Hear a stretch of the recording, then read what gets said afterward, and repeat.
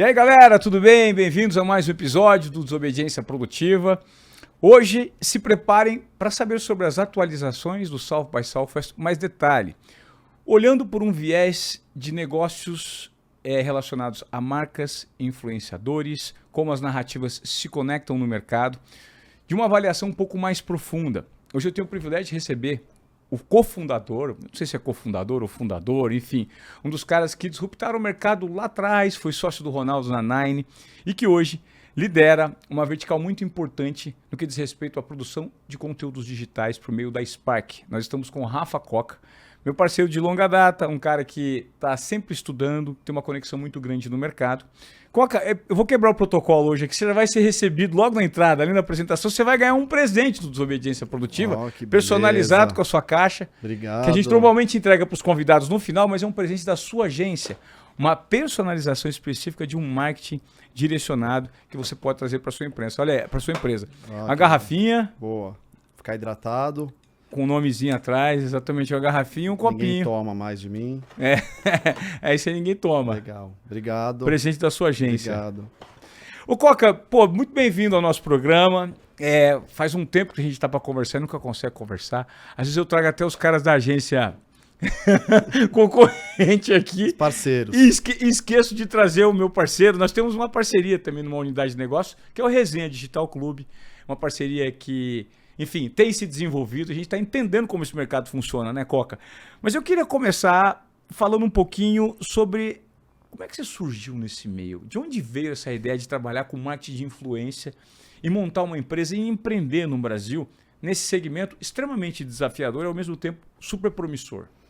Bom, obrigado pelo convite. A gente nunca parou para conversar formalmente, acho assim, né? Apesar de a gente estar tão próximo há tanto tempo. Para resumir, eu sou publicitário de formação, comecei minha carreira trabalhando na área de planejamento em agência de propaganda. Então, eu entendi o que era fazer gestão de grandes marcas, criando comunicação e todo o processo tem por trás. E em determinado momento eu quis trabalhar com esporte, isso a gente estava lá pré-Olimpíadas e Copa no Brasil, que esse tema estava em ebulição. O Ronaldo tinha parado de jogar, montado a agência dele voltada a marketing esportivo e entretenimento, que se chamava Nine, e eu entrei na Nine. E aí era para ser um freela, eu entrei lá para cobrir uma licença maternidade de 6 meses, e acabou que eu segui lá e virei diretor de uma área que era de gestão de talentos. Um outro Rafael, que você conhece, o Pinho, meu sócio atual também, ele cuidava da área de marcas, e a gente começou ali a entender um movimento do mercado, isso era 2013, por aí, das marcas olhando para as pessoas enquanto veículos de comunicação. Era um momento ainda que não tinha essas palavras, marketing de influência, creator, etc., mas já existia, se dentro da internet, o que existiam eram os blogs, os blogueiros. Então você começava a ver esse movimento, o Facebook ficando mais forte, de que no momento em que você abre espaço para as vozes poderem falar com pessoas, conquistar audiências independente de ter um veículo dando espaço para isso, elas próprias sendo um veículo, que isso teria um potencial. Então, para encurtar a história, a gente percebeu que tinha um mercado aí e levamos a ideia para o Ronaldo na época, juntamos aí outros 4 sócios além de mim e do Pinho, e a Spark nasce em 2014 com a vocação de apoiar as marcas para fazerem comunicação dentro das plataformas sociais a partir de pessoas. E aí, construção de narrativas, né? Construção de narrativas. São 10 anos de trajetória agora, mas a empresa nasce da gente perceber que essa demanda seria natural das marcas e que ainda era uma demanda não atendida da maneira que nós, e eu falo de ser publicitários, porque a gente entendia qual foi esse movimento entre uma marca anunciar na televisão e botar uma peça de 30 ou 60 segundos lá. Tudo que se passava, briefing, entendimento, análise de dados do canal, da audiência, da penetração, da frequência, toda a parte qual e quant que existia, que não ia um filme para o ar sem você ter aprovado, e a gente começou a ver como é que as marcas estavam fazendo esse approach com os influenciadores, e tinha uma série de situações, tipo, o influenciador não emite nota, o influenciador não faz o que eu combino, eram coisas tão primárias que a gente falava, cara, mas isso é comunicação. o processo é o mesmo, ele vai ter que se adequar agora para um novo meio chamado internet, plataformas sociais, veículos, pessoas que vão precisar vão amadurecer. Mas a gente apostou que esse mercado ele iria se profissionalizar em algum momento e felizmente foi uma aposta certeira, né? Vídeo o momento que a gente está hoje dessa disciplina. Qual que é a diferença da Spark? Explica para o nosso público aqui nos Obediência Produtiva, por uma agência que faz a gestão de carreiras e construção da ponta do influenciador. Legal. A gente, assim, simplificando, é como se as agências de publicidade que têm as contas, ela emite um PI, né? Ela gera demanda para a Rede Globo, para a Jovem Pan, para o SBT. Esses são os veículos. No nosso caso, a gente não detém veículos. O que são os veículos? Os influenciadores, os creators. Então, existe um universo que está correlato ao nosso negócio, que é o do agenciamento. Então, tem creator que ele próprio faz a gestão da sua carreira, ele tem um escritório, ele está dentro de um escritório maior. Então, grandes empresas, a Play9, por exemplo, é um parceiro nosso, a Mind é um parceiro nosso, que são empresas que são reconhecidas por fazerem gestão do cast. Então, ela está voltada ali para como é que ela alavanca a carreira daquele creator, daquele talento. No nosso caso, eu estou voltado para atender a dor da marca. E essa dor, sempre eu vou levar um remédio que passa por criar narrativas, comunicações, conexões a partir dessas pessoas. Então, a gente se conecta. E tem empresas que, ao fazerem gestão dos talentos, elas também se aventuram, se apresentam para as marcas como aptas a fazer gestão das suas dores, mas aí entra a nossa crença, que eu tenho uma visão agnóstica. Então, eu não tenho que levar negócio para ninguém. Eu preciso atender a dor da marca, a partir do que eu achar que é o creator ou a parceria mais correta para aquele objetivo. Mais adequado. Como é que você percebe a evolução no amadurecimento desse segmento desde o momento que você começou, junto com o Pinho, lá no início?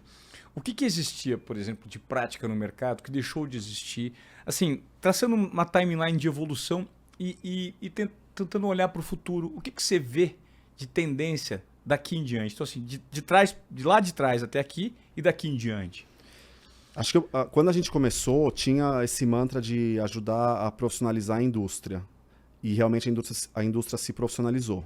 E quem não se profissionalizou, saiu fora. Seja o final da cadeia, vamos colocar assim, que é o creator, sejam as agências que se propõem a apoiar as marcas, sejam marcas que não trataram disso como uma disciplina estratégica. Então, a gente viu... Acho que um dos efeitos foi a questão da pandemia, teve um efeito muito ruim do ponto de vista sanitário, mas ela acabou ela alavancou muito esse mercado. Porque foi aquele momento que muito rapidamente muitas pessoas adotaram o hábito de consumir conteúdo em redes sociais, as marcas só tinham essa solução, então isso foi realmente um acelerador da nossa disciplina. O Brasil, como em tudo o que faz ligado à comunicação e publicidade, está sempre no pódio. Então, independente da nossa economia mundialmente não está no pódio, as nossas capacidades ligadas à comunicação, né? O Brasil sempre lá em Cannes, no maior festival de publicidade do mundo, esteve duelando, ganhando prêmio do melhor case do ano em diversas categorias. Então o Brasil é um expoente de criatividade e comunicação e isso não é diferente do marketing de influência. Então a gente é um mercado muito maduro quando comparado com o global, né? Obviamente, Estados Unidos é um mercado muito mais maduro, mas eu acho que aí, olhando para o futuro, o que a gente vê é que tem um lado que, assim, Wall Street já está mais próxima da Creator Economy do que a Faria Lima da economia do marketing de influência no Brasil. No sentido de ter mais dinheiro já, não só publicidade gerando dinheiro. Então tem dinheiro de investimento, compra de canal, fundos de venture capital ou de private equity botando dinheiro para creators que querem virar empreendedores, comprando participação, uma série de empresas correlatas com esse universo de antecipação de recebíveis, cartão de crédito específico para creator. Enfim, tem uma infinidade já de empresas que se criaram ao redor desse ecossistema. Isso faz com que o Brasil, então, ainda seja um lugar de exploração. A barreira de entrada é relativamente pequena quando você vê mercados mais maduros, né? Ainda tem muito para explorar e o Brasil tem um capital humano e capital criativo. Diverso demais. Muito. Assim, a gente já teve operação e continua olhando para a América Latina. O que você vê aqui no Brasil da qualidade, da quantidade de creators, Você não tem isso nos outros países. A gente falava de creator na época de 2, 3 milhões de seguidores, eles seriam 1% do que tem nos outros países, enquanto aqui você tem só os montes. Não que números sejam um balizador, mas para dar a noção do porte, de quanta gente com capacidade de criar comunicação o Brasil coloca aí no mercado. É muita coisa. Eu tenho notado que assim, existe uma transformação no segmento, porque a Creators Economy ela se acomoda muito em narrativas que surgem como oportunidades de acordo com o contexto de evolução do consumo de conteúdo, certo? Existe um momento em que vender cursos, ou seja, infoprodutos de educação, era uma mina de dinheiro e muita gente ficou muito rica. Não necessariamente entregando o que prometia, mas por vender e ter uma promessa muito bem construída no imaginário do consumidor, aquele cara que quer comprar o curso. Isso se provou uma enorme balela, porque esses caras que transformaram, que prometiam transformar por meio de uma educação consistente, só o reposicionamento que você nota deles no mercado, todos se esgotam no conteúdo ou desembocam em Deus, né, com uma retórica que você apela para a fé, né, e para crença e religiosidade, ou você muda para experiências. A sensação que eu tenho é que os infoproduteiros estão tudo mergulhando no mercado de experiências para fazer aquelas balelas que eles faziam antes. Não, nem todos, né? Obviamente, estou falando daqueles que tem muitos produtores de conteúdo incríveis, bons, formadores de opinião, os caras que de fato constroem para o digital. Mas tem uma galera que estava lá para surfar a onda do conteúdo e hoje você vê uma galera imersa em experiências, né? Esses formatos de mastermind. O que você pensa sobre isso? A internet, ela num determinado momento, ela cobra desses caras que às vezes não entregam o que prometem. Qual é a sua avaliação sobre esse tema aí? Bom, primeiro eu acho que o que propicia, proporciona esse fenômeno acontecer? Até olhei aqui uma anotação que eu tinha, que foi algo que falaram lá no SX, que as redes sociais elas são direct to consumer media, né? É uma mídia direto para o consumidor. E com as redes sociais elas significaram o fim do gatekeeper, né? O fim do portão. Então tudo isso que você está falando, o cara poderia fazer talvez um banco da praça dando esperança para uma galera comprar o curso dele. Quando você tem plataformas sociais, você amplificou isso. Então você amplificou o potencial dele de se comunicar.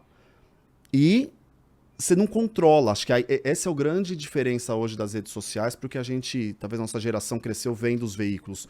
O veículo, de certa maneira, ele tem um certo controle. A Xuxa não entrava lá no programa dela e fazia o que ela queria. Não. Mas um cara no YouTube, ele abre câmera e começa a falar com as crianças falando o que ele quer. Até o momento que ele se profissionalizou, entendeu a responsabilidade dele, e aí ele entende que aquilo ele é um canal que quem está moderando ele é o sistema, vamos dizer. Então, eu vejo que está mais com esse olhar, e aí tem os modismos. Então, surgiram os infoprodutores, como surgiram as It Girls, que fazem foto maravilhosa. Aí começa a surgir tudo. E tem hora que tem coisas que dão certo, e quando aquela coisa está dando certo, muita gente vai para o mesmo lugar. Eu fui numa palestra do Carlos Burli, que eu uso até hoje essa referência, que ele mostra a foto quando ele chegou lá em Pipeline. Pipeline, né? Que chama lá Onda, no Havaí. Só tinha ele e os locais. De repente, começaram a descobrir a onda, cheio de gente para querer pegar a onda perfeita. Falei, cara, descobriram aqui a onda perfeita. Vou para Portugal. Foi lá para Nazaré, encontrou outra onda. Então também tem isso, sabe? Os modismos. E se a internet cobra, eu acho que sim. Do mesmo jeito que ela te dá espaço para você eventualmente se expor, propor, sem ter alguém te moderando, a moderação vai vir da própria comunidade, da própria internet, que vai te cancelar, que vai te expor. Então, essa é a visão que eu tenho, assim, o meio começa a tentar se controlar e se ajudar e expurgar, talvez, quem está usando esse poder que a gente tem hoje de se comunicar, não para o bem. Recentemente, eu não vou citar o nome, mas eu tive conhecimento, assim, de um caso de um produtor de conteúdo digital muito forte, que tentou fazer a migração para o mainstream. E toda a narrativa que ele usava aqui, no digital, ao migrar para o mainstream, a primeira coisa, quando ele foi vender aquele conteúdo lá, pegaram os dados que ele estava alegando e cruzaram com os fatos e viram incoerência. Falaram, isso aqui não bate. Não conseguiu fazer a migração. Porque a regulação na grande mídia é completamente diferente da regulação, talvez, de um ambiente controlado quando você está se dirigindo só à sua audiência. Tem audiência lá que não vai questionar o que você faz, porque ali tem consumidores. Esses caras que conseguem montar uma comunidade de consumidores, eles não vão questionar o guru deles, né? Vamos dizer sempre amém. Então, até que o cofre seca, a fonte esgota. E aí você tem que mudar de negócio, porque talvez exista uma crença, mas o produto deixa de ser aquele produto que vendia até então. Sim. Né? Eu soube recentemente que não tem mais infoprodutor ganhando dinheiro com educação no Brasil, né, cara? Não tem mais. Eu lembro até, você que me falou isso uma vez, acho, né? Quanto maior o seu... quanto mais alto o microfone, maior a responsabilidade. Quanto maior o seu nível de visibilidade, maior a sua responsabilidade. Essa responsabilidade, ela acaba vindo a partir do momento em que os influenciadores ganharam repercussão e projeção. Enquanto você está num veículo tradicional de comunicação, você tem lá um label que está filtrando isso, via de regra. Diferente quando ele coloca, as opiniões dos nossos comentaristas não refletem exatamente a opinião, mas você está deixando claro, aqui eu estou dando espaço para o cara pôr a opinião dele, aqui é notícia com checagem, com a garantia de que eu, enquanto um veículo de comunicação sério, eu não estou levando para você uma notícia que não tem um fundo de checagem, ainda que ela tenha viés. Claro, exatamente. E você, quando olha a internet e qualquer um de nós pode abrir aqui, dar opinião, falar, potencialmente viralizar, você entra na questão que a gente está tendo hoje em dia do que é o moderado, até que ponto você está transgredindo as regras as diretrizes da comunidade, até que ponto você está fazendo mau uso desse poder de se comunicar. E aí acho que cabe para tudo, desde criar comunicação a vender curso, enfim. Sim. A internet ela é uma terra muito sem lei, né? É o único lugar, é muito louco. O brasileiro, ele não lê, mas ele pensa que ele sabe escrever, né? Ele pensa que ele sabe interpretar as coisas que acontecem. Ô Coca, me fala um pouco mais sobre o que você viu no South by Southwest, que você acredita que pode ser aplicado ao mercado brasileiro ou algum movimento que está em curso em relação à produção de conteúdo, algum insight que você recebeu lá? Tem algumas coisas. Primeiro, estão falando muito sobre inteligência artificial e a importância de você... Eles colocaram um termo interessante que era sprinkle, que é jogar a inteligência artificial no seu dia a dia, em qualquer que seja o seu... Pulverizassem, né? Um pouquinho de cada. Não é achar que você vai pegar a inteligência artificial e, vou mudar isso aqui. É um pouquinho, começa a jogar um pouquinho e aí aos poucos você vai pegando tração e inteligência artificial, mais inteligência artificial significa mais inteligência artificial e não significa necessariamente perder emprego, mudar coisas. Então quanto mais você usa, mais você vai usar. E isso acho que cabe para o nosso segmento. A gente estava falando aqui um pouco antes de começar a gravar da inteligência artificial, ajudando a dar mais vazão para o conteúdo, a otimizar a produção. Então acho que sim, foi inevitável não falar sobre como isso vai impactar o nosso mercado de produção de conteúdo. A produção de conteúdo em áudio, que é isso que a gente está aqui agora, mas que é o áudio e vídeo, que realmente ele criou, na minha visão, ele tem muito do que já existia na televisão, porque não tem novidade de fazer uma pergunta aqui, um programa de entrevista, um entrevistado e um entrevistador. Mas eu acho que acabou que as redes sociais trouxeram uma quebra, um pouco da formalidade, um pouco da grade. Você não tem meia hora para falar, faz o break, você vai deixando fluir e talvez põe lá entrevista de 3 horas e o que for bom vai ser picotado e vai acabar ganhando viralização, repercussão. Sim. Então falaram muito sobre como o poder da voz, e não só atrelado à voz, às vezes também com vídeo, isso realmente está numa tendência de crescimento. Ainda mais nos Estados Unidos, onde foi, né, o evento... Você teve a eleição presidencial lá, pela primeira vez, os 2 candidatos foram dar entrevista na última semana de votação em podcasts. Então, isso é uma ruptura, sabe? Quando você pensa aqui no Brasil, que a entrevista é no maior jornal, né, historicamente, da TV, cara, nos Estados Unidos eles estavam lá no podcast. Igual aconteceu aqui, os caras sendo entrevistados no Flow, né? No Exato. Podpah. O Lula não foi uma vez no Podpah? Sim, eles entrevistaram todos os presidenciáveis. Então, ficou evidente o quanto isso... E que você vê, tem muita disrupção? Não tem muita diferença do Jô Soares e da Marília Gabriela lá no passado entrevistando. Mas tem no contexto, em você estar adequado com um novo momento de comunicação, de consumo de conteúdo, do que os meios proporcionam. Deixa eu ver o que mais que eu acho que vale. E aí tem também um ponto, que eu já falei um pouquinho, mas que eles falam sobre os creators, né? De ter mais coisas do que receber mais paychecks, do que receber cachê. Então é esse olhar realmente como empreendedor. Eu acho que você é um bom exemplo. Você tem o seu trabalho enquanto criador de conteúdo que monetiza ele nas publicidades, mas você tem outras maneiras que você tem palestra, você tem consultoria, você conseguiu criar vias de receita que não só Sim. aquelas em que você vai criar conteúdo e vai depender de ter uma marca que vai apoiar ali, porque não vai ter dinheiro para todo mundo, Ivan. Eu acho que isso é o ponto. Por mais que, felizmente, o mercado cresça, a penetração, consumo, etc. Não tem para todo mundo. Todo moleque quer ser jogador de futebol, toda menina quer ser modelo, hoje toda criança quer ser youtuber e não tem para todo mundo. Não tem. Nessa civilização da atenção, fica cada vez mais difícil você disputar com criadores de conteúdo, apesar dos nichos serem absurdos. E quando a gente fala de nano-influenciadores, Coca, você acredita que os nano-influenciadores, hoje, eles detêm um poder? Principalmente você que trabalha nessa conexão para criar narrativas para as marcas, né? Eles vão desaparecer ou não? Eles continuam cada vez mais fortes e, como não tem para todo mundo, qual que é a tendência?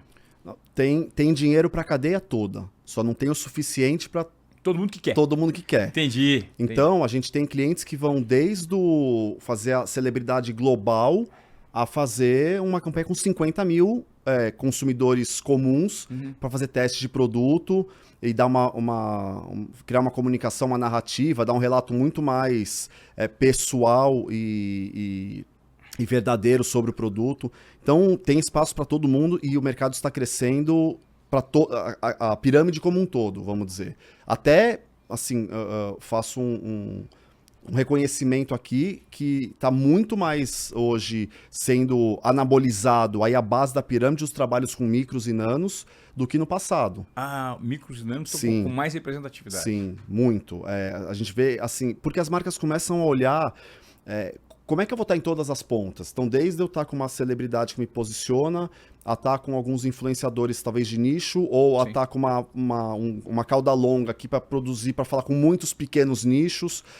Então, tem espaço, tem demanda. Só como eu falei, não vai ter para todo mundo. Então, pode ser que fale, eu sou nano e não tem dinheiro para mim. Eu sou micro sobre tal assunto e não chegou dinheiro para mim. Você liga a televisão, quantos canais tem? Nem todo mundo está recebendo o mesmo share de investimento. E tem um que vai falar, mas meu conteúdo é muito melhor do que aquele outro. Então, assim, a lógica, a briga é a mesma. Só estão mudando os players. Sabe o que isso me gera uma reflexão, que é a seguinte. Hoje, todo mundo está atrás de marca para produzir conteúdo, muitas vezes chancelado num nome que já teve, por trabalhar numa grande emissora, esse é o meu caso, né? Às vezes, você tem um nome legal. Só que qual que é o seu nível de transformação naquilo que você está fazendo para, de fato, gerar uma atenção nas marcas? Então, eu acho que esse é o grande ponto. Isso é, inclusive, algo que eu tenho feito. Estou colocando agora no ar um programa de esporte no digital. E aí eu pensei o seguinte, cara, marca é bom, a gente está atrás. Só que se eu não tiver nenhuma marca, tá bom também. Porque no médio prazo, hoje, no D0, D1, se custa X... Lá na frente, no médio e no longo prazo, se o meu conteúdo de fato for bom, e essa é uma garantia que você tem que ter e entregar, né? Qual que é o nível de crença que você tem em você mesmo? Porque assim, vai custar caro. Não é que vai custar caro, vai custar mais do que está custando hoje. Vai custar o que vale, né? Sim, é isso. É sobre eu consigo financiar o projeto ou eu preciso de financiamento agora. Porque o que é o projeto, né, do professor? O projeto profissional. O que o Google, o que o Meta tem para o TikTok tem para vender? Atenção. Se você está criando seu canal, onde você está criando uma audiência que é cativa, você criou valor... Comunidade. Para a marca. Por que a marca vai querer acessar aquele lugar? Porque ela está precisando, através de você, que tem a atenção conquistada de um público, acessar aquele público. E aí o ponto como você falou, acredita em você, que você vai chegar nesse lugar de construir uma audiência que vai ser um ativo de interesse da marca, a marca vai pagar o preço. Talvez vai pagar o preço no começo mais barato, porque está te ajudando a construir, ou depois que já construiu, você fala, agora eu preciso rentabilizar o meu investimento. Lógico. Então, no fim do dia, tá construindo o valor que é o que faz o Google, o Meta, TikTok serem empresas bilionárias. É deter a atenção das pessoas. Perfeito. Essa é uma sugestão legal para você estar acompanhando a Desobediência Produtiva. Esses insights que o Coca está trazendo aqui para você colocar em prática se você acredita que você é um empreendedor e precisa necessariamente começar a produzir conteúdo para a tua marca, desenvolver os seus canais individuais para comunicar narrativas que você acredita que faz sentido, se não para a sua marca, mas para o nicho que você se comunica, para empreendedores como você. É muito importante entender que sempre tem um primeiro passo, né? E que nesse mundo, nessa civilização da atenção tão cheia de conteúdos, nunca é tarde para você vir com um conteúdo que faça sentido e que gere uma transformação em algum meio. Você precisa só dar o primeiro passo. Eu acho que esse é o mais importante hoje em dia. E tem né, um termo que tem sido usado também, que é o Founder Lead Growth, né? Para trocar para o português, que é gerar venda pelo dono. Então, o que significa isso? O founder é o cara que hoje em dia a gente vê muito isso, vai lá no LinkedIn, né, via de regra ou em outras redes, e ele começa a produzir conteúdo, ele começa a criar lá essa lógica de atrair leads, né, de atrair clientes para sua marca. Cara, quantos casos não tem de vendedor de loja do Brás, vendedor de loja de importação, que vira até meme, que tá bombando nas redes sociais. Então, por isso eu tô brincando, não é o founder, é o dono, mas então tem esse espaço. Tem esse espaço hoje da rede social, ela democratizou. Sim. E tem, não sei se vocês já viram aquele conteúdo que criaram, que de repente alguém explode e aí corta, o cara tá rolando e tá falando anunciando um produto, umas coisas engraçadas. Teve um monte de loja que não é o Magazine Luiza, que não é o maior anunciante do Brasil, não tá listada na bolsa, que estão aparecendo aí no feed de um monte de gente, vendendo a blusinha, vendendo o produto, porque soube criar comunicação. Sim. Dentro da lógica das redes sociais, de como que a cultura está se movendo. Então acho que esse é um insight que está trazendo aqui, talvez para empreendedores que estão assistindo, que você pode virar o canal da sua geração de demanda para o seu negócio a partir das redes sociais. E nem necessariamente você precisa ser um produtor de conteúdo em escala, de grande escala. Não é sobre isso. Existem uns exemplos de grande escala, talvez... que a gente possa citar aí, que me vem à cabeça, o João Adib é um, né? Sim. Que criou. E que, modéstia à parte, lá em 2019, nós fizemos uma reunião com ele. O primeiro podcast que ele sentou para gravar na vida foi o Desobediência Produtiva, lá em 2019, que a gente gravava no Bexiga. Que legal. Que podcast? Eu falei assim, podcast é Personal On Demand Broadcast. Que isso? Falou certo. Sentou, gravou. Eu falei, você podia produzir conteúdo para sua marca, hein, João? Não, mas será? Não sei o quê. Eu falei, podia produzir. Me chamou para um almoço, a gente foi lá e explicou tudo para ele, mas acabou, pegou os insights, colocou na prática. O importante é que funcionou. Sim. Então isso é uma tendência, talvez seja um benchmark interessante do negócio. Ou mesmo, você quer ver, agora recentemente a gente está com um cliente para produzir podcast sobre infraestrutura.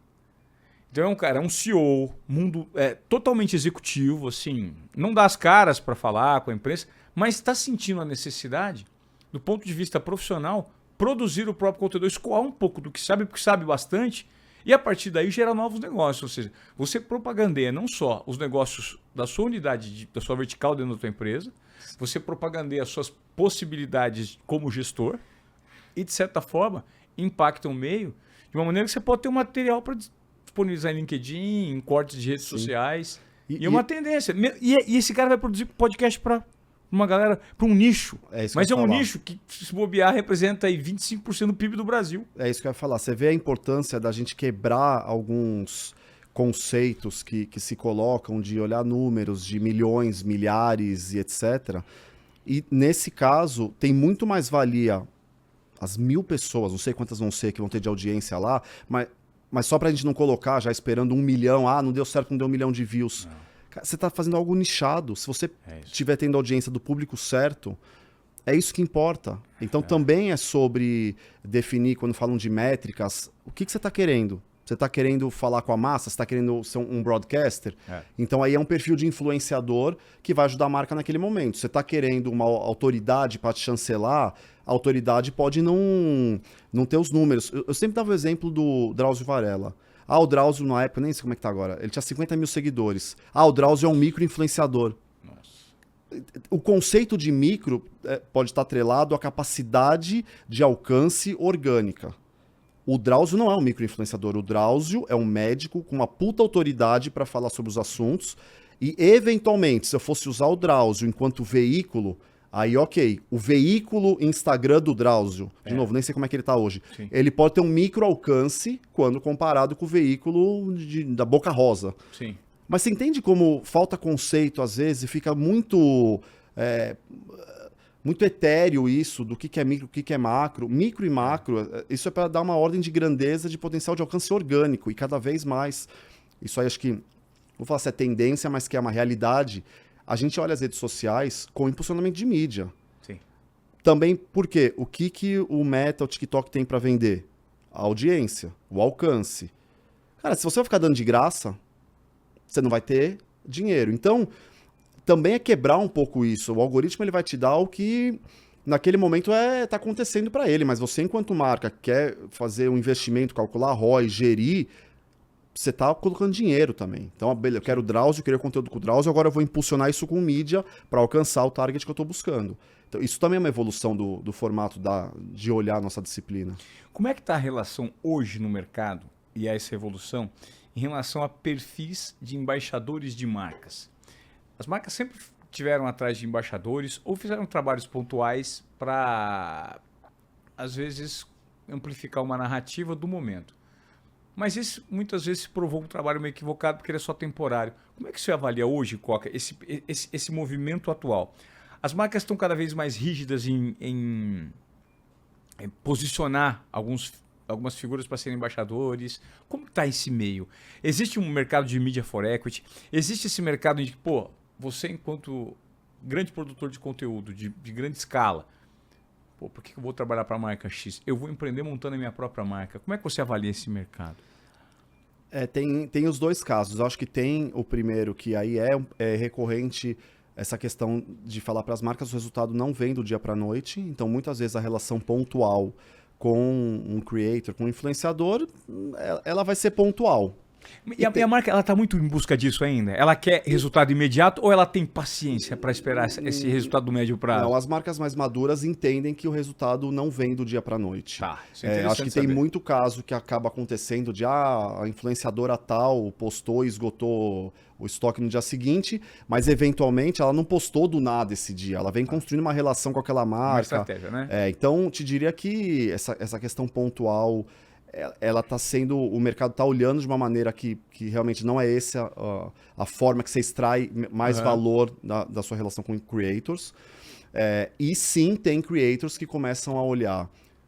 Agora que eu construí uma marca, agora que eu tenho o maior valia que é a atenção, a minha comunidade. Vale mais eu me associar com uma marca e emprestar passar meu mel, né? Emprestar esse meu endosso para essa marca, ou eu vou empreender e dentro dessa indústria eu vou entrar. Eu vou ter minha própria marca. Tem casos e casos. Você vê a Camila Coutinho ela foi uma das pioneiras em criar a marca dela, de shampoo, de segmento de beleza. E isso, naturalmente, cria um bloqueio para ela trabalhar com outras marcas. Claro. Primeiro, como empreendedora, ela de pensar, puta, eu não vou dar agora espaço e visibilidade para uma marca que está tirando o espaço da minha enquanto empreendedora, e também porque a marca provavelmente não vai querer ela lá. Claro.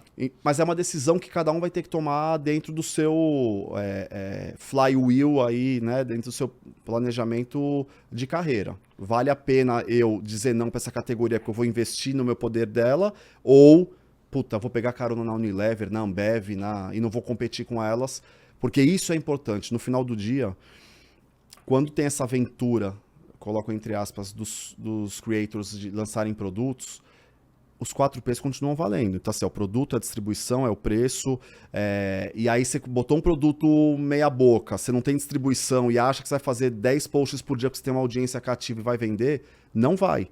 O MrBeast, ele explodiu a venda do chocolate dele quando ele chegou no 7-Eleven, na Target, no Walmart. Então, e é o MrBeast, é o maior youtuber do mundo. Teve uma VidCon que eu fui, que é o evento lá também, né, que tem de Creator Economy, que a gente conversou com o CEO da empresa dele, que ele falou, cara, meu movimento agora está sendo de fechar as hamburguerias que ele abriu, que não era um bom acordo, e me pergunta como é que é no Brasil, pra gente entrar lá, o chocolate, eu ouvi falar que iFood é muito forte lá, tava perguntando. Então você vê, assim, é um movimento que tem que ser calculado, porque o cara fechou a porta com a Nestlé, com a Mondelez, se quisesse falar do chocolate deles, e 2, não é um mercado de principiantes. Ou você vai grande ou não vai acontecer. E essa relação genuína de embaixadores com marcas?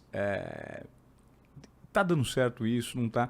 O que você percebe que é a busca das marcas por essas pessoas que de fato são identificadas com os produtos numa relação mínima de pelo menos médio prazo, longo prazo?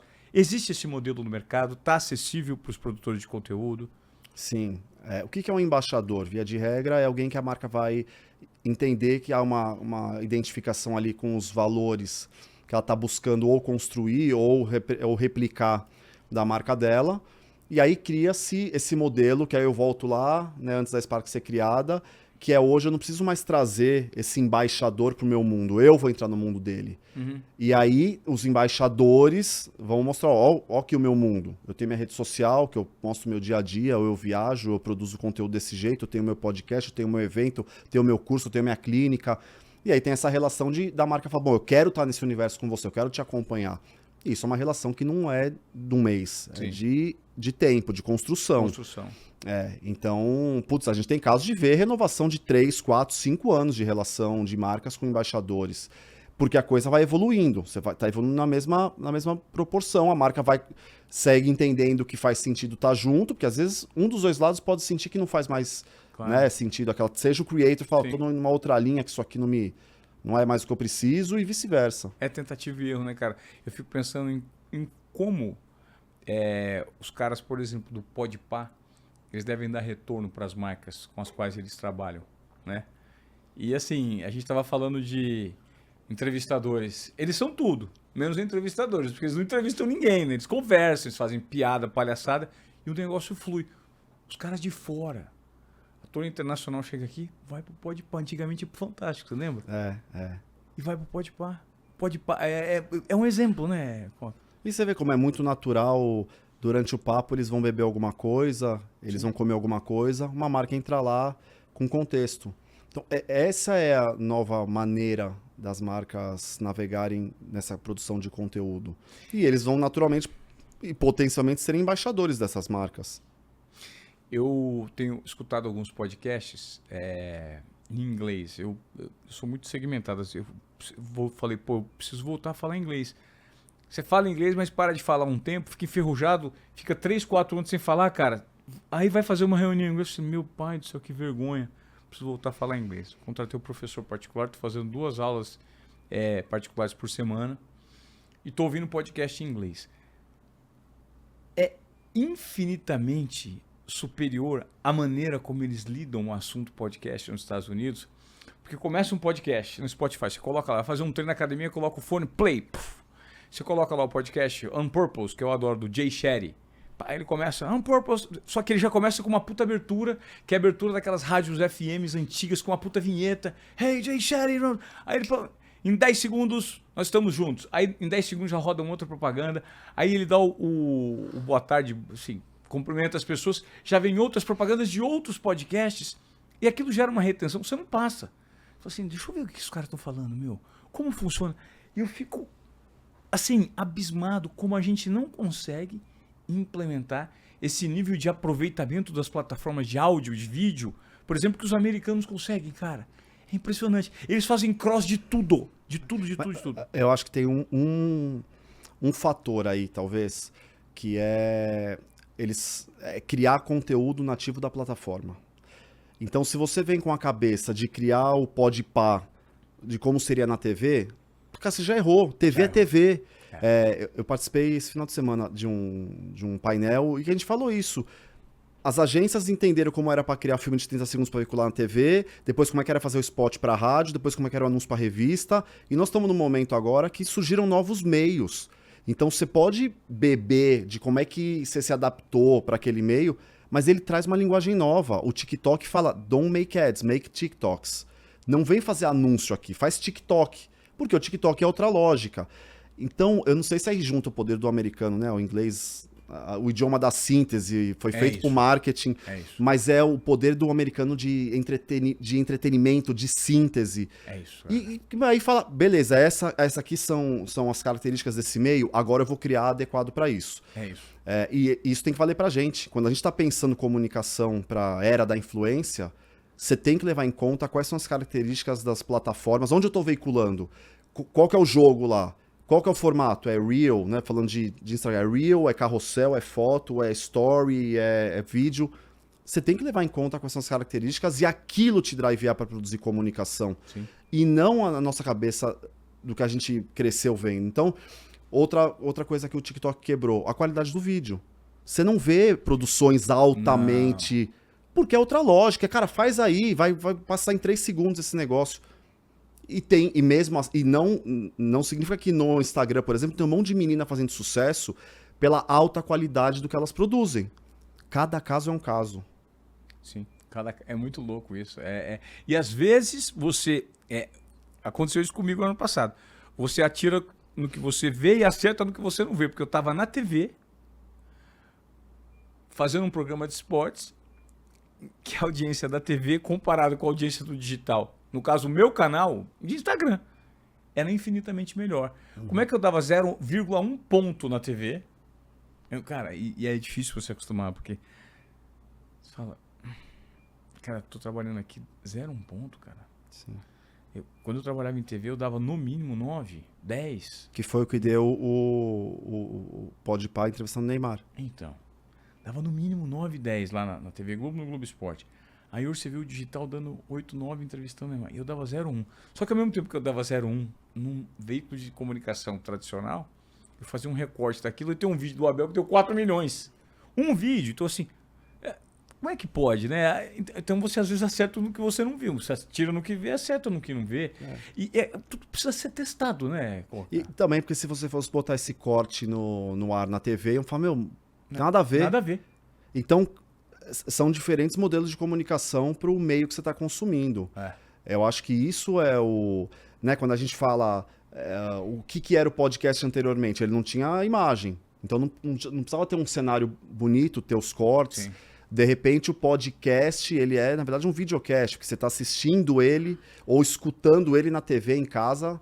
Agora que o YouTube, inclusive nos Estados Unidos, ele tá. A audiência do YouTube ela vem mais de TVs conectadas do que de outros meios. Ela tá vindo mais de TV agora? Sim. Do aparelho TV, né? Sim. O quanto de gente que não tem, que hoje chega em casa e fala que você vai assistir YouTube. Você liga o YouTube na TV da sala e começa a ver conteúdo. Mas isso é renovação dos consumidores, né?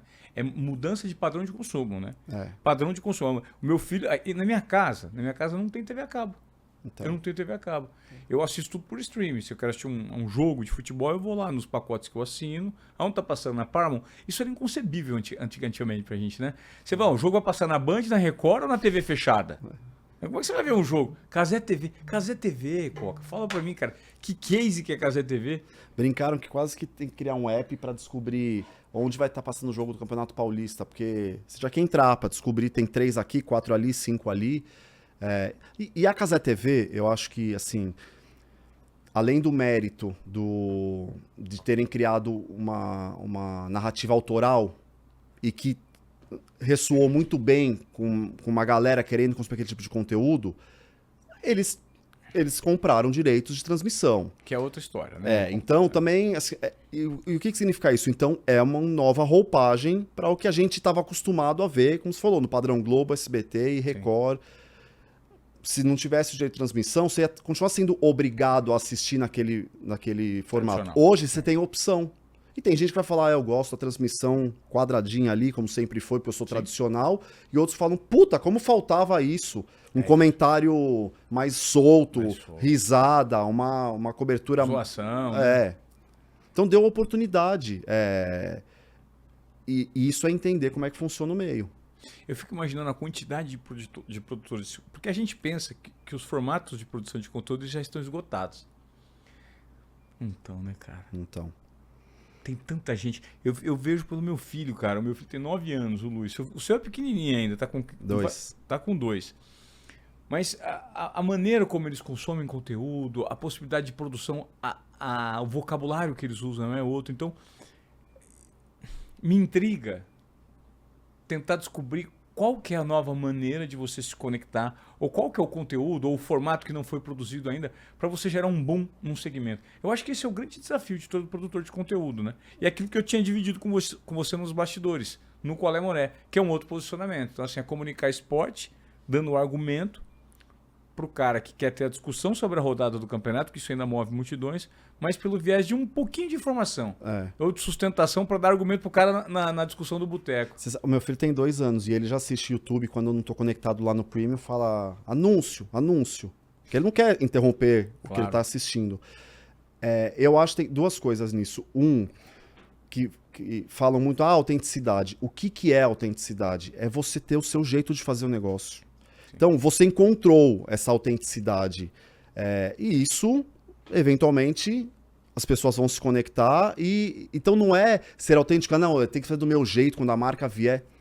A sua autenticidade é no sentido de encontrar o que você está fazendo, o que você descobriu que está fazendo sentido. Que é autêntico, porque provavelmente aquilo conecta com você de algum jeito. E que vai acabar te diferenciando no mercado. Uhum. Porque a autenticidade é fazer aquilo do seu jeito. Sim. Outros vão poder fazer aquela mesma coisa, do jeito deles. Perfeito. Mas eu acho que aí, pensando um pouco mais de futurologia, a gente ainda está na transição de gente que nasceu sem estar necessariamente com o celular na mão, com o dedinho maluco. Ainda tem, né? Ainda tem. Então eu acho que a gente está na transição aí de uma geração que vai vir sem dar esses exemplos como a gente tem de o que era TV, o que era o rádio. Perfeito. E acho que aí... Só que o que eu vejo que você falou, o grande desafio de encontrar um jeito, né, de encontrar um nicho, tá movendo muito rápido a nossa indústria. Então, test and learn, né? Vai testando, aprendendo, e para encontrar qual que é o espaço que ainda não foi preenchido. É sobre aprendizado também, né, Coca? A gente precisa entender o que dá certo, como reverbera, porque existem negócios que às vezes são feitos por um determinado momento, mas estão num time errado. Né? São feitos, mas colocados um pouquinho antes ou um pouquinho depois não conversa. O metaverso lá atrás não conversou, né, com o que a entrega tecnológica possibilitava. Hoje a inteligência artificial está no nível de maturidade que ela está voando. Quem não usa inteligência artificial hoje, de certa forma, fica para trás. Você ouviu alguma coisa sobre esse ensaio de futurologia de inteligência artificial lá no SXSW? Cara, só falaram disso. Só falaram disso.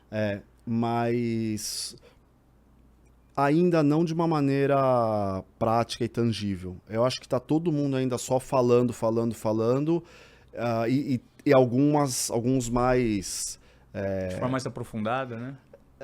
Assim, porque inteligência artificial, tudo, parece que o cara brincou, que ele falou, eu sei que todas as outras que vocês foram era isso, ele deu um play, era AI,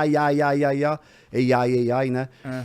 E é isso que eu te falei, assim, o que eu tomei de principal foram alguns que mostraram que, porra, não precisa pôr medo, more AI means more AI, quanto mais inteligência artificial teremos. Você não tem que disruptar um processo do dia para a noite. Você tem que começar a colocar isso dentro da sua companhia. Quem souber fazer o prompt bem feito é quem vai ter as melhores respostas. E que, assim, um ponto importante que eles colocaram a inteligência artificial ela é sobre volume de informações. Quanto mais informação você está dando de input, mais ela consegue trabalhar para gerar output. Então, isso é uma coisa importante. Que se você não tem essa mecânica de estar gerando informação para a máquina, você potencialmente não vai conseguir extrair, nessa medida em que a inteligência artificial está mais democratizada e está mais acessível, o melhor que ela tem para colocar. Então, isso é um ponto interessante. Que você quer fazer valer o que a inteligência artificial tem para você, esteja atento que você tem que gerar input. Saber fazer o prompt certo, e aí você começa a ter os outputs corretos, que não significam não ter mais emprego, demite 200 pessoas, disruptou, quebrou minha empresa. Assim, isso eles tentaram colocar panos quentes de alguns mais são, né, mais sã consciência. Gente, calma. Calma. Menos, sabe? Tá o hype, mas calma. Eu tô com um aparelhinho de inteligência artificial aqui, que ele simboliza muito dessa evolução que a gente tá vendo. Isso aqui é o Plaud. A gente tá com o QR Code aí na tela. Isso aqui ele é capaz de captar tudo que a gente está falando nessa conversa e depois fazer 5, 6, 8, 10 tipos de resumo imediatamente, mind map e traduzido em até 59 idiomas. É impressionante hoje o nível tecnológico e como você pode, principalmente para produtores de conteúdo, para professores, para pessoas que trabalham em muitas reuniões e precisam montar atas, cara, como a inteligência artificial está aplicada no dia a dia, às vezes a gente nem se dá conta. Sim. Né? Então tem um QR Code aí para você do Plaud. Você que quiser conferir esse equipamentozinho aqui, ó, você pode inclusive plugar ele atrás do seu smartphone. Ele grava a sua reunião, um bate-papo que você tiver no WhatsApp de áudio, no telefone, ele grava a voz do interlocutor, transcreve e transforma numa ata de reunião para você. Esse aqui é o nosso parceiro, Lucas da Plaud, tá aí com o QR Code para você pedir o seu. Beleza? Coca vai levar um desse aqui depois dessa publi. Não dá vontade de ter um Plaud? Pô, Hã? vai ajudar a otimizar as reuniões, o pós-reunião. Isso é uma inteligência artificial aplicada na rotina do dia a dia. Sim. Né? E você vê, quando fala de inteligência artificial voltada à criação de conteúdo, esse podcast aqui agora com inteligência artificial, a gente tá falando português e vamos chegar em quantos idiomas a gente quiser. Então isso abre espaço, abre mercado para o creator brasileiro, por exemplo, que o português, a gente tem um mercado muito limitado. Uhum. Quando você fala de qualquer produção feita em inglês, você tem o mundo como potencial. Então você vê o exemplo de como a inteligência artificial ela vai chegar para alavancar e dar mais oportunidades. Eu acho que hoje, o que você falou do aprendizado, o que a gente tem é cada vez mais ferramentas. E aí cada um vai conseguir construir o seu castelinho ali a partir daquelas ferramentas que estão aí para todo mundo. Mas tem infinitas possibilidades de combinar todas as ferramentas que a gente tem hoje. O que eu sinto é que ainda existe muita crença limitante para a pessoa dar o primeiro passo. O cara que está com medo de produzir vídeo não sabe fazer o primeiro. O cara que nunca entrou numa ferramenta para promptar, não sabe como promptar e fica adiando isso. É tão mais simples, né? E eu posso que você inicia, você vai agregando outra coisa, você vai tendo insights. É um mundo de descoberta e reaprendizado, né, Coca? Nós precisamos, dentro da nossa função, nos reinventarmos o tempo inteiro para não ficar para trás. Quanto você tem que estudar de mercado para você não se reinventar no seu segmento? Sim, né? Como eu falei, está mudando o tempo todo. Uma mudança no algoritmo que vai gerar um impacto A ou B, a gente tem que estar preparado. Uma mudança na lei, uma mudança no comportamento do consumidor, uma nova rede social que surge. É isso, a gente hoje, as coisas acontecem de maneira muito mais rápida. E ninguém vai saber tudo. Então você tem que muito mais, às vezes você é especialista em algo, mas você ser um generalista, porque você precisa conectar as peças e os conhecimentos para mover as suas ações, você liderar uma empresa, você liderar o seu negócio. Tudo muda muito rápido, mas ao mesmo tempo a informação está democratizada. É isso. Bom, me fala um pouquinho de Resenha Digital Clube. Como anda o Resenha? Vamos explicar para a galera como funciona o Resenha, essa network de amplificação de narrativas para o mundo do esporte. Como é que está o Resenha? Como que você tem sentido o mercado? Enfim. O Resenha ele foi um projeto que surgiu, né, quando a gente identificou que dentro desse ecossistema de criação de conteúdo, quando a gente fala de esporte, tem ali uma característica que empreendedores, creators, criaram páginas, angariaram audiência, cada um dando o seu ponto de vista e sua forma de construir conteúdo ligado ao esporte. Um que fala de curiosidade, o outro que fala com humor, o outro que fala de dados, o outro que fala de fatos, o outro que comenta a rodada. Enfim, uma série de páginas que estavam construindo conteúdo e não estavam ainda monetizando da melhor maneira. E foi aí que a gente cria essa Media Tech, que o nome é Resenha Digital, justamente na brincadeira de que futebol gera a resenha. A resenha no digital está acontecendo a partir, muitas vezes, desses perfis que são ou eles iniciam a conversa, ou eles fomentam e participam da conversa. E aí a gente tem essa empresa, que você faz parte junto com a gente, onde ela colocou todos esses creators dentro de uma mesma estrutura, apoiando de um lado para que esse conteúdo ele seja produzido em escala, e de outro de como é que isso é monetizado em parcerias com empresas, mas também vira outros produtos. Então a empresa tem aí, estamos entrando no 3º ano ainda, né, em formato de evolução, mas a gente fica muito feliz no sentido dela ser um fruto dessa nova economia, dessa nova indústria. Sim, é empreender num segmento e testar para ver como que, né, vai rodando, isso vai repercutindo e enfim. Eu acho extremamente desafiador quando hoje a gente tem essa cultura de produção de conteúdo, a gente não é dono de todas as respostas, né? Mas a gente tem muitas perguntas para fazer. E o fato de fazer muitas perguntas é só na prática que você pode responder o que de fato dá certo e o que de fato não dá certo, né? E hoje a gente tem notado que o mercado, ainda a barreira de entrada é baixa, né, Coca? Porque você pensando, puta, eu não vou entrar nesse mercado, esse mercado está saturado, isso é muito complicado. Se você se propor a investir no médio e no longo prazo, esperando um resultado por meio da consistência, isso dá resultado. E eu acredito que o New Balls Police, que é um projeto que o Resenha está apoiando, né, é uma derivação desse formato. Exato, né?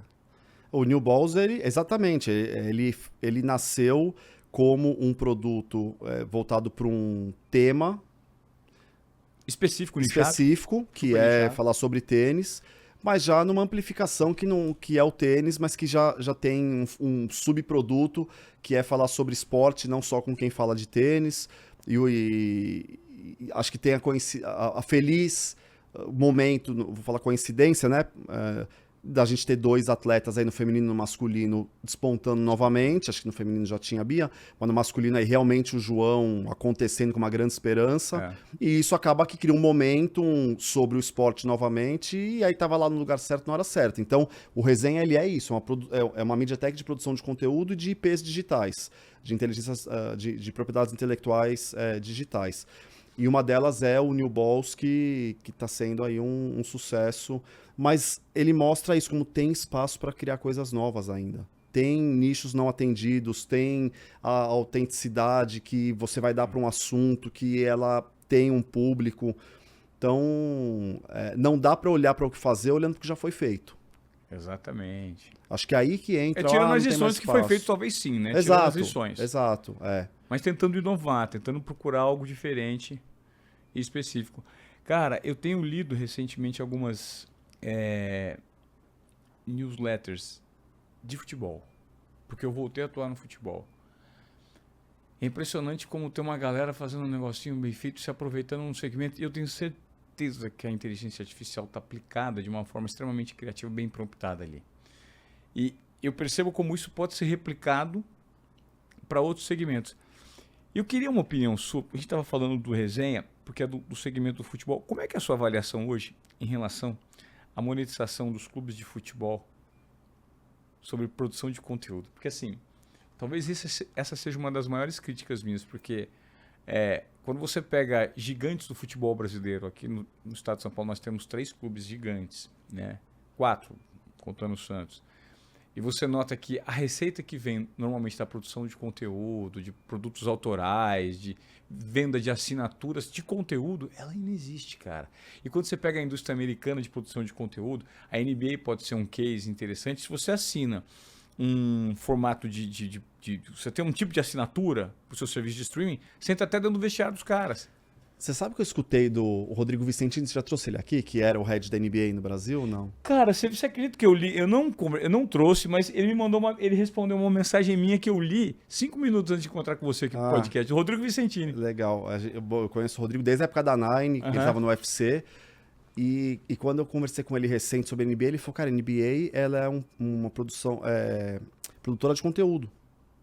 Ele falou, não, a Liga Esportiva é uma produtora de conteúdo. E ele estava falando o quanto o conteúdo criado a partir do que acontece dentro da quadra, que é um jogo esportivo, fomenta e movimenta a indústria do negócio. Do entretenimento. Do entretenimento, do esporte. Do esporte. Então, sim. assim, de novo, a cabeça do americano, que já pensa negócio ligando esporte e entretenimento. E aí eu acho que essa é a diferença. Aqui no Brasil, do que os clubes sempre viveram? Do direito de transmissão, do patrocínio na camisa e, o resto não importa muito. E você fica sempre dependente dessa fonte de receita. Então, quando a gente fala do creator, que começa a criar conteúdo e ele tem uma via mais fácil, que é o dinheiro que vem da publicidade, ele acaba ficando, vou dizer, preguiçoso ou acomodado, e tudo bem, se essa fonte está vindo, eu não vou abrir outras fontes de receita, isso aqui já está girando. Então eu acho que é um pouco isso, sabe? A gente, olhando para o futebol, o quanto que precisa se profissionalizar ainda mais, acabou renegando o tanto de oportunidade que um clube tem em mãos, com a torcida, que é uma audiência cativa, que é conectada com aquela marca, que pode virar um banco, que pode virar um produto, que pode virar uma TV por assinatura, que pode virar... Enfim, alguns exemplos que você colocou. Eu acho que a origem do problema está aí. Sim. Eu vejo 2 situações, é interessante que você trouxe, porque assim, eu vejo o futebol como estrutura central, enquanto órgão comandado pela CBF, né, uma entidade completamente ultrapassada, que virou um segmento político da sociedade, disputado por nichos da política, do STF, como a gente viu recentemente na reportagem da Piauí, em que ali as pessoas se estapeiam para entrar. Então isso revela muito do nível de preparação e entendimento do futebol como produto do Brasil. E você tem no outro lado a cartolagem, que está na mão desse presidente da CBF atual, como esteve na mão dos anteriores, em que não existe um nível de profissionalização. Quer dizer, se bem que isso é um cenário que está mudando com a chegada das SAFs. Então, até que ponto nós vamos ter situações com clubes como o Corinthians devendo 3 bi e não atuando num fair play financeiro, né, como preconiza a cartilha do bom senso, que não é regulado no Brasil, isso precisa ser discutido para ontem. E, ao mesmo tempo, você vê nesse cenário, quando alguém de fora tenta entrar para transformar, que tem sinal verde para abrir todas as portas no mundo em relação ao futebol, que é o Ronaldo, você vê um veto e um bloqueio estatutário para um cara desse entrar, né? É triste a gente, enquanto empreendedor do segmento de produção de conteúdo e de novos negócios, você vê esse cenário e vê um elemento de fora, com a visibilidade que tem, sendo barrado desse meio por puro e simples fisiologismo, por cartolagem, por manobras políticas e estatutárias que você não pode ver. Te entristece, Coca, ver, por exemplo, o Ronaldo não poder contribuir como ele poderia para a transformação desse mercado no Brasil? E eu acho que a gente tem exemplos de sucesso quando mostra da iniciativa privada entrando, né? Não só o Ronaldo, ele enquanto empresário, ele ganhou dinheiro no futebol. Ele entrou lá na SAF do Cruzeiro, bem backupado, e foi um projeto vitorioso. O Palmeiras, acho que tem um exemplo com a Leila Pereira. Eu sou palmeirense e a parte do que alguns acham ou não, eu acho que você tem que olhar o que muda quando entra uma gestão, vem aplicar até onde consegue, o que é feito numa empresa privada para uma instituição.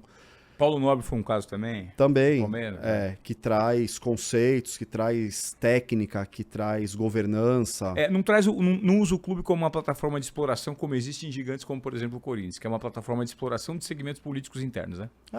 Então, assim, gostaria, sim, que o Ronaldo tivesse tido a chance de sentar lá e enfrentar e tentar quebrar um monte de questões que já devem estar enraizadas, que aí, no fundo, é o mais puro crime do Brasil, né? Acho que o que a gente viu na CBF, com essa questão do Ronaldo não conseguir por um contexto, fosse ele ou fosse outro candidato que não vem do sistema, vamos dizer, né? Um outsider, vamos colocar desse jeito. Eu acho que isso está enraizado em muita coisa da história do nosso país e, enfim, acompanhar para ver como é que essas coisas podem evoluir em algum momento para estarem mais alinhadas com práticas que levam a gente para frente, não mantém mais do mesmo. E aí que vem um papel fundamental, eu acredito, do torcedor, que não só é torcedor e se conecta com o esporte pela paixão. Se você, torcedor, conseguir destinar pelo menos 5% do seu amor pelo seu time, pelo futebol como um todo, por tudo que isso representa na sua vida, 5% só, para você estudar um pouquinho sobre o que acontece por trás, talvez você tenha um posicionamento crítico um pouco mais direcionado. E é só por meio da conscientização individual de cada um que a gente cria um coletivo mais forte para gerar uma transformação, para que situações como o que acontece aqui no Brasil, com a CBF, por exemplo, deixem de acontecer. Vocês acham que isso acontece, por exemplo, na Inglaterra? Acontece isso na Alemanha? Não acontece. Por quê? Por conta do posicionamento crítico dos torcedores. Então, assim, a paixão ela é muito importante, tirar sarro, discutir, debater. Isso faz parte do jogo, porque isso é o que faz a grandeza do futebol. Agora, enquanto nós, que pagamos pelo espetáculo, que nos sentamos de frente dessa indústria da atenção tão disputada à tapa, para doar todo o nosso amor pelo nosso time, a gente tem que, em contrapartida, ter um nível de racionalidade para criticar quando for necessário. Acho que esse é um recado que fica. Coloca uma mensagem final para o pessoal aqui do Desobediência Produtiva, para gerar uma provocação, porque aqui o nosso podcast, o objetivo é tirar as pessoas da zona de acomodação e fazerem com que elas entreguem um pouco mais do que o esperado por meio da intuição, da confiança e da coragem. Tem muita gente que fica ouvindo nosso podcast, puta, eu preciso pegar um insight desse cara. Então eu quero sua dica final para o nosso público aqui do Desobediência, para a galera tentar colocar em prática hoje, no dia a dia, assim, ó. Vou ouvir o que o Coca falou com o Ivan Moré, preciso manifestar isso. Eu acho que é a base da desobediência produtiva. É você usar da tua intuição, da coragem. Quando a gente lançou a Spark, falaram pra gente, você vai vender post? O que tinha por trás lá da nossa crença? A intuição, a visão de mercado. Confiar no próprio trabalho. Confiar no próprio trabalho, e então a gente apostou. Tomar risco, né? Que é a coragem. Então eu acho que desde quando você me contou o que era o conceito, de onde ele se originou, que no fim das contas foi a sua desobediência produtiva que ancorou a sua carreira, os seus grandes movimentos, eu acho que isso é sobre muito do que a gente falou aqui, sair da inércia e acreditar. E o que falam, vai dar frio na barriga, mas vai com frio mesmo. Se você não se colocar à prova, no risco, você talvez não vai colher o que você está esperando colher. É isso aí. Muito bom, Coca. Obrigado pela sua participação aqui no Desobediência. Obrigado pelo convite. Valeu. Ó, se você veio até aqui, meu pedido para você é para compartilhar organicamente esse conteúdo para chegar em mais e mais pessoas, porque é dessa maneira, de forma orgânica, no boca a boca, que a gente ganha mais e mais seguidores na nossa comunidade aqui no Desobediência Produtiva. Já somos mais de 100 mil inscritos, estamos nessa jornada faz um tempo, tentando provocar essa transformação em você no dia a dia, tá? Essa foi a entrevista com o Rafael Coca. Quero fazer um agradecimento ao Grupo Pomin, nosso host aqui no podcast Desobediência Produtiva, e também a Irim Marketing, que proporciona toda a infraestrutura para a gente rodar o nosso material aqui, além da ajuda na curadoria e na recepção dos nossos ilustres convidados aqui no Desobediência Produtiva. Beleza? Muito obrigado, até a próxima, beijo grande, valeu!